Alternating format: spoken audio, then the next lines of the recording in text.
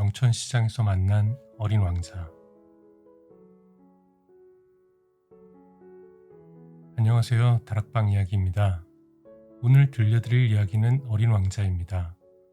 생텍쥐베리의 어린 왕자는 누구나 한 번쯤 읽어봤거나 들어봤을 만큼 유명한 이야기입니다. 저는 언제 읽었는지 기억조차 가물가물할 만큼의 시간이 흘렀네요. 처음 어린 왕자를 읽었을 때가 아마 초등학교였던 것 같습니다.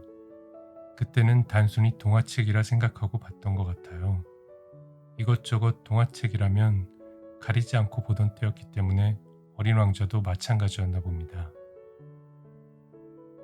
처음 어린 왕자를 읽고 느낀 감상은 한마디로 재미없다 였습니다. 장미꽃이나 여우와의 대화도 별다른 감흥이 없었고 굳이 얘기하자면 뭐지? 하는 정도였습니다.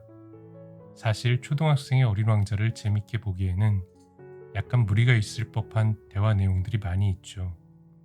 차라리 어린 왕자와 직접 만난다면 어쩌면 더 공감대가 형성되지 않았을까 하는 생각입니다. 그리고 시간이 흘렀고 고등학교 시절 어떤 계기인지는 모르지만 다시 어린 왕자를 읽게 되었고 그때는 훨씬 더 많이 마음에 울림을 주는 책이 되었던 것으로 기억합니다. 아마 이성의 눈을 뜨고 사람과의 관계가 중요해지는 시기라서 더 그렇게 느꼈던 것인지도 모르겠습니다. 세월은 또 다시 흘렀고 이젠 어린 왕자의 내용조차 어렴풋해진 어른이 되었고 직장을 다니고 결혼을 했고 하루하루 살아남기가 인생 목적이 되어버린 어느 날이었습니다. 그날도 언제쯤 직장 생활을 때려치울 수 있을까를 고민하며 퇴근길을 재촉하고 있었습니다. 독립문 앞 영천시장 골목을 들어섰을 때 뭔가 골똘히 생각에 잠겨있는 어린 왕자를 만났습니다. 오래전 소설 속에서 보았던 그 모습 그대로였습니다. 나는 홀린 듯 다가가서 숫자로 얘기해야만 이해하는 어른답게 아직도 B612 별에서 살고 있냐고 물었을 때 그는 말없이 날 바라보고 있었습니다. 여기는 웬일로 온 것이냐고 물어보니 그때서야 자신의 장미에게 새로운 친구를 구해주러 왔다고 대답했습니다. 그리곤 어떤 친구를 사귀어야 장미꽃이 더 행복할지 물어왔습니다. 나는 무슨 말을 해야 할지 말문이 막혀버렸습니다. 나는 이미 아저씨였던 것이었습니다. 친하지 않은 중고등학교 시절의 동창을 우연히 길에서 마주친다면 그가 사는 곳과 무슨 용무로 이곳에 있는지에 대한 형식적인 문답 이후에는 나중에 밥 한번 먹자는 진정성이라고는 1도 없는 약속을 끝으로 돌아서는 것이 정석이었는데 우연찮게 다시 만난 고등학교 시절의 동창이 갑자기 고민을 얘기해 올 때처럼 당황스러웠습니다. 절친은 아니었지만 마음에 남았던 친구에 대한 기억이라고는 장미꽃과 다툼 때문에 다른 별로 여행을 떠났고 몇몇 재미없는 어른이 살고 있는 별들을 지나 지구에 도착해 여우를 만나고 길들여짐을 배운다는 것 정도였으니 처음 어린 왕자를 만나 양이 들어있는 상자를 그려주었던 비행기 조종사만큼이나 당황스러웠습니다. 그리고 기껏 내놓은 답이 이번엔 새를 길러보는 건 어때? 새는 바오밥 나무의 씨앗도 먹어치울 거야. 그럼 넌 네 장미와 더 많은 시간을 보낼 수도 있을 거야. 난 내 제안이 제법 그럴듯하다고 생각했습니다. 할 말이 없어 내놓은 대답이지만 상대방의 편의성과 필요에 의한 당위성까지 찾아내어 명분을 만들어주는 그동안 테이블을 마주하고 고객을 설득하던 내공이 이런 당황스러운 순간에도 빛을 발하게 되었다고 생각했습니다. 기르기 위해 만나는 게 아니에요. 난 친구를 찾는 거지. 나는 어른입니다. 장미는 키우는 식물이고 새는 기르는 동물이라는 명제에 갇혀 사는 어른. 그리고 바오밥 나무 씨앗은 더 이상 날아오지 않게 되었어요. 내 양이 바오밥 나무의 싹을 모두 먹어버리고 있어요. 바오밥 나무도 살 길을 찾아 다른 별로 날아가게 되었어요. 난 그만큼 더 많은 시간 동안 지는 해를 바라볼 수 있게 되었어요. 살면서 한 번도 고민해보지 않았던 문제에 마주쳐 본 사람은 어떻게 해답을 찾을까요? 나는 장미꽃에게 친구가 필요하다는 말을 들은 적도 없었고, 장미꽃의 행복을 생각해 본 적은 더더욱 없었으니까요. 그 짧은 대답을 듣는 사이 많은 것들이 머릿속을 스쳐 지나쳤습니다. 강아지? 고양이? 아니면 다른 꽃? 그 순간에 떠올릴 수 있는 다양한 동식물을 포함하여 도대체 그는 왜 나한테 이런 질문을 던지는 거지? 라는 부담스러움과 거북함, 이 어처구니 없는 만남은 언제나 끝이 나는 것인지에 대한 의문까지. 그래, 잘 됐구나. 나도 지는 해를 더 많이 바라보고 싶네. 생각이 정리되지 않은 채 나도 모르게 혼잣말 같은 대답이 튀어나왔습니다. 왜 더 많이 볼 수 없는 건가요? 이 별은 하루에 한 번 정해진 시간에만 지는 해를 볼 수 있어. 더 많이 보고 싶어도 그럴 수가 없어.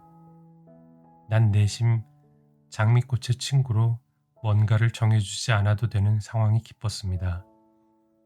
하지만 하루에 한 번은 더 느리게 시간을 보낼 수 있겠네요. 해가 지는 시간은 정해져 있어서 더 느리게 시간이 가거나 하진 않아. 시간은 똑같이 흐르지 않아요. 내가 장미꽃과 대화하는 시간과 몇 개의 화산을 청소하는 시간은 같지 않아요. 나는 어린 왕자와 입씨름을 하는 게 싫었고, 또 심리적으로 다르게 시간을 느낄 수 있다는 걸 인정하기 때문에 별다른 말을 하지 않았습니다. A 지점에서 B 지점까지 가장 빠르게 가는 방법은 가장 사랑하는 사람과 함께 가는 것이라는 걸 믿는 것과 같은 것이죠. 그래, 하루에 한 번쯤 느리게 시간이 가는 것도 나쁘지 않겠지. 당신이 하루에 한 번씩 지는 해와 함께 시간을 보낼 수 있다면요. 이 별의 사람들은 모두가 시간이 없다고 하면서 하루에 한 번도 지는 해를 바라보지 않고 있어요. 시간이 없다면서 왜 지는 해는 바라보지 않는 걸까요? 그야 시간이 없기 때문이지. 지는 해나 한가하게 바라볼 사람이 몇이나 있을까? 하지만 난 그렇게 대답할 수 없었습니다. 마치 술 마시는 자신의 모습이 부끄러워 계속 술을 마시던 주정뱅이처럼 정작 중요한 건 놓쳐버리고 살고 있는 듯한 내 모습이 부끄러워졌기 때문입니다. 어쩌면 나는 장미꽃의 행복보다는 내 일상의 행복을 고민해봐야 할지 모른다는 생각이 들었습니다. 뒤도 옆도 돌아보지 않고 마주오는 상대방을 의식하지 않으려 노력하며 바쁘게 걷고 있지만 다들 어디로 가고 있는지에 대해서는 모르고 있어요. 그래, 얼른 집에 가서 소파에 누워 TV를 볼 수 있었으면 좋겠다 생각할 뿐이지. 빌어먹을 바보 상자. 애꿎은 TV에 화풀이를 해보았지만 조금도 마음이 나아지질 않았습니다. 이런 얘기를 언제 어디선가 누군가와 나눠본 것 같다는 기시감이 잠깐 들었지만 당황함을 감추기 위한 마음의 방벽이 만들어낸 잡생각인 듯 했습니다. 이별 사람들은 여전히 이상하네요. 장미에게 친구가 또 필요하니? 네가 있잖아. 너로 인해서 장미는 충분히 행복할 텐데. 나는 다시 당혹스러운 장미 얘기로 돌아가고 말았습니다. 오래전 나는 몇 개의 별들을 지나 이 별로 왔을 때 우주에 오직 하나뿐인 장미가 있다는 사실을 알게 되었어요. 그리고 그 장미는 내게 가장 고귀하고 아름답고 소중하다는 사실도 알게 되었죠. 나는 그녀에게 이야기를 해주었어요. 하지만 어쩌면 말을 해주는 것은 좋은 선택이 아닐 수도 있다는 사실을 깨달았어요. 어린 왕자의 장미는 기뻐했지만 조금 더 도도해졌고 화산을 청소하는 것도 먼지가 나지 않게 주의해 달라고 했으며 양을 풀어두었을 때는 장미의 곁에서 꼼짝없이 양이 다가오지 못하게 지키고 서 있을 것을 요구하거나 하루에 한 번은 자신의 아름다움에 대해 이야기해 주기를 바랬던 것이었습니다. 언어는 분명하고 명료한 전달 수단이지만 모든 걸 표현하는 건 아니에요. 하지만 난 장미가 잘못했다고 생각하지는 않아요. 다만 그녀에게도 새로운 친구가 있었으면 내가 별을 관리하는 시간 동안 그녀가 견뎌야 하는 외로움의 무게를 덜 수 있지 않을까 생각해요. 누구나 다 외로움을 갖고 있어. 그게 네 장미든 아니면 다른 누구라도 그 외로움의 시간이 숙성돼서 소중함을 만들고 성숙함을 만드는 게 아닐까? 나는 장미꽃의 투정을 이해할 수 있었습니다. 어린 왕자의 작은 별에는 대화가 안 되는 화산과 자신을 먹어버릴지도 모르는 양 한 마리와 약간의 풀들과 어린 왕자뿐인데 나 같으면 외롭고 무료해서 우울증에 걸리고 말았을지도 모를 일이었습니다. 이 별에 사는 사람들이 외로움을 견디려고 모여 사는 건 알고 있어요. 하지만 외롭다는 사실조차 모른 채 모여서 얼굴만 붉히고 있으니 그것도 외로움을 견디는 방법인가요? 어쩌면 길을 걷다 어깨만 부딪혀도 얼굴을 붉히는 요즘의 사람들은 모여 있어서 스트레스를 하나씩 더하고 있다는 생각이 들기도 했습니다. 시장 골목으로 바람이 퇴근길 직장인 걸음처럼 빠르게 지나쳐 갔습니다. 그 안에는 저녁 반찬으로 놓여질 비릿한 생선 냄새며 각종 야채와 튀겨진 어묵 냄새까지 함께 뒤섞여 시답지 않은 소리 그만하고 집에 가서 저녁이나 먹으라는 듯 요란스러웠습니다. 나는 이제 그와 헤어질 시간이 가까이 온다는 것을 느꼈습니다. 태양도 더 이상은 기다려줄 수 없다는 듯 빠르게 넘어가 버리고 말았습니다. 장미에게 친구를 추천해 주지는 못했지만 어린 왕자 역시 더 이상 이 자리에서 시간을 낭비할 수는 없는 일일 테니까요. 어린 왕자는 잠시 시장 골목 한켠에서 졸고 있는 고양이를 바라보고 있었습니다. 문득 나는 그가 배는 고프지 않을까 하는 생각이 잠시 들었습니다. 꽈배기나 찹쌀 도너츠를 사주고 싶은 마음이 들었지만 바로 옆 닭집에서 조리를 위해 닭을 조각내고 있는 모습을 보면서 그에게 꽈배기를 권할 수 있을 것 같지가 않았습니다.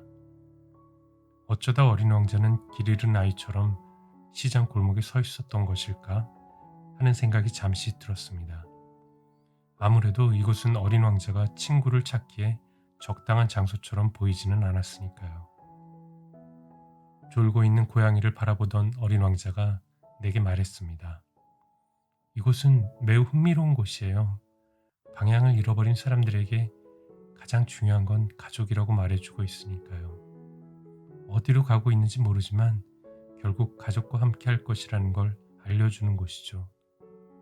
나는 돌아가야 할 것 같아요. 아직 장미의 친구를 찾지는 못했지만 나는 장미에게로 돌아가야 할 것 같아요. 장미는 나에게 투덜거리고 투정 부린 것이 아니라 곁에 있어 달라는 가족의 사랑이었다는 것을 알 것 같아요. 여기까지가 내가 만난 어린 왕자와의 짧은 대화였습니다. 졸고 있던 고양이가 바닥에 떨어진 생선 대가리를 보자마자 언제 졸았던 일이 있었냐는 듯 눈빛을 빛내고 있었습니다. 어린 왕자는 이 별에서 가족의 소중함을 깨닫고 가는 것일까요? 아니면 다른 것을 얻었을까요? 그건 모르겠습니다. 어쨌든 그 후로 어린 왕자를 만나는 일도 그와 비슷한 일을 겪었다는 소리도 들은 적이 없었으니까요. 그날 나는 잠시 일상의 고단함에 환영을 본 것인지도 모릅니다. 하지만 금발의 머리와 우리가 외면했던 중요한 무엇인가를 알고 있는 듯한 빛나는 눈은 아직도 잊혀지질 않네요. 마치 그날 시장 골목에서 생선 대가리를 바라본 고양이의 눈처럼 말입니다. 여러분도 가끔은 지는 해를 바라보시나요? 어쩌면 어린 왕자는 또다시 여러분 곁에 나타나 당황스러운 무언가를 요구할지도 모르겠습니다. 만약 여러분이 시장 골목에서 어린 왕자를 만나게 된다면 내가 사주고 싶었던 꽈배기를 하나쯤 사주시길 부탁드립니다. 감사합니다. 또 만나요.